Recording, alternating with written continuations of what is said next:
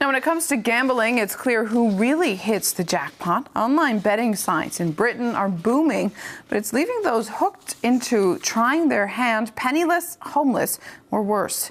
And it's little use expecting help from the multi-billion-dollar industry, as Ivor Bennet's been hearing from struggling addicts.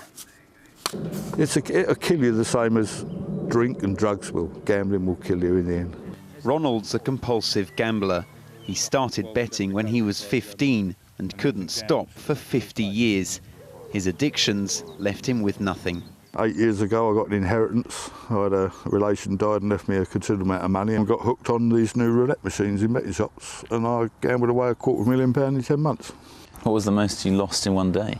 Well, I was regularly losing 10,000. I'll go and draw 10,000 out the Halifax and I'll go and do that. It doesn't matter whether you won or whether you lost, you know. Because if you won gambling, all you want to do to celebrate is to gamble more. If you lose, you want to get your money back. It's not the winning or the losing, it's the taking part.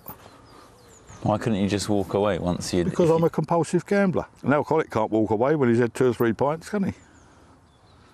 I couldn't walk away until I lost every penny I had.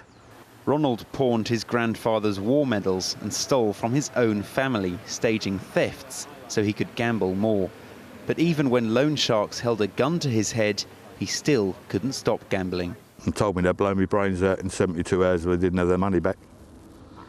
You know, and the sad thing was I had the money to pay them there and then, but the sickness in my head told me, but no, you can go out and gamble tomorrow with that money, win the money to pay them and still have money. And fortunately at the time, that's what I did, and I won the money. If I hadn't have won the money, I wouldn't be sitting here talking to you now. It took 5 prison terms, 2 divorces and being shunned by his family for Ronald to finally manage to walk away. He hasn't gambled for 3 years.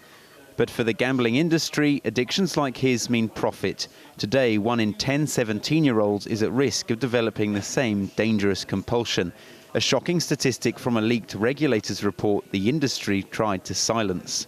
So you have a gambling regulator, which is relatively feeble, which is in bed with the gambling industry, which isn't in the slightest degree interested in the prevention of gambling harm.